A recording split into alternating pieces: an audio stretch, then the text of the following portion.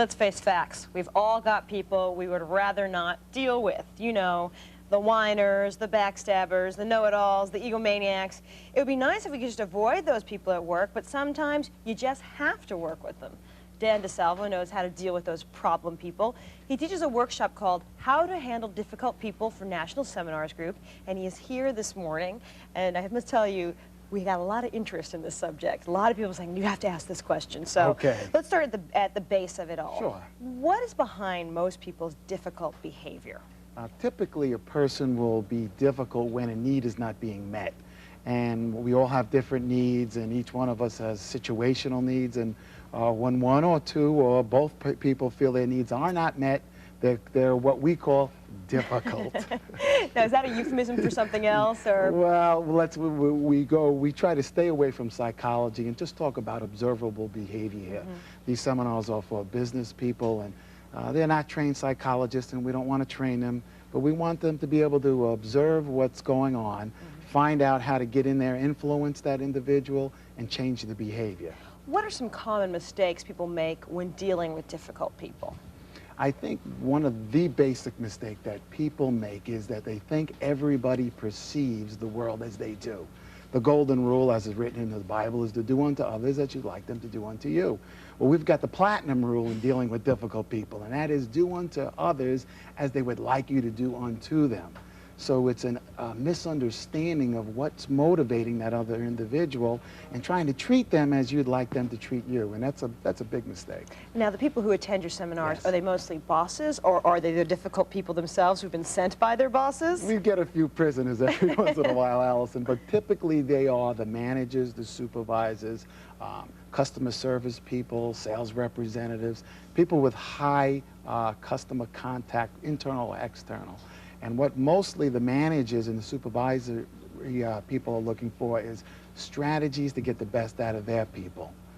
Let's talk about some of those strategies. There are about 10 different types of people I read in your literature, and one is the procrastinator. Absolutely. How does one quickly deal with a procrastinator in the office? Well, as you know, the procrastinator does nothing quickly, and what we need to do is understand what's causing them to be frozen in inaction. And we use the self-profile to come to understand people a little bit, and we know that some people procrastinate for not enough information. Some people because they get no attention for moving forward. Some people as a way of controlling, and of course other people because they don't want to have conflict and they don't want to step on anybody's toes. So as a manager, you need to realize why the person's procrastinating and then go in there, and your strategy would be different based on the causes. How about the office whiner? Yeah, the whiner. The New York whiner is typically what people tell me throughout the United States. Oh, you've got lots of them to practice with. Well, the whiner is typically someone who feels helpless. They feel as if the world is against them. And the first part of the strategy for the whiner is actually to listen. Every once in a while, the whiner just needs to be heard. But when it becomes a chronic whiner, we need to go into the secondary strategy, which is we have to get them in problem-solving mode. Now, typically, the manager makes the mistake when they take the monkey off the employee's back and take care of it for them. Well, the manager needs to have what we like to call tough love. Put that monkey right on the back of that employee and let them solve their own problems, although coaching them through it.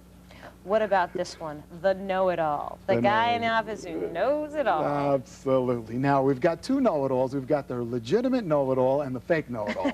See, now, the real know-it-all is someone who is typically driven by information and accuracy, and they're very pompous. They look down at us. They make us feel insecure and inadequate. The fact of the matter is, though, the real know-it-all does have the right information. So our strategy for a real know-it-all is, as Eleanor Roosevelt says, no one makes me feel inferior without my permission. So understand that and bow to their know-it-allness. Thank them for their accuracy. The fake know-it-all is the one who's a little more difficult. They're the ones who pretend to know it all, but really don't. And if we base our decisions on their inaccurate information, obviously we make bad decisions as managers and supervisors. So for them, we've got to deal with them differently. We have to really challenge the accuracy of their information, where they've gotten it, how they can prove it. And oftentimes the fake know-it-all will realize that the pressure's on, and we give them an opportunity to sidestep or come clean, so to speak. Now, what can I do, or someone in the office do, as a coworker who's got a difficult person, so their actions don't make me a difficult person? Yeah, absolutely, and that's you know, getting sucked into the madness, so to speak. Well, we remember the 5 selves, and this will help us. First self is self-awareness. Be aware of yourself, your own behavioral patterns and strategies. The next one is self-control, and understand that no one is control, you are in control. Third self is be self-directed. What do you want to accomplish, and how would you like to behave with this individual, which then allows us to build our self-esteem, and you know, high self-esteem, high influence, and finally it ends with self-confidence. And those are the 5 selves. So that's what we can do to be in control of our own actions. I think that's good advice for the workplace and for life. Absolutely. Dan DeSalvo, thanks for joining us this morning It's my and pleasure, helping us Allison. out. Okay. You're watching World News Now.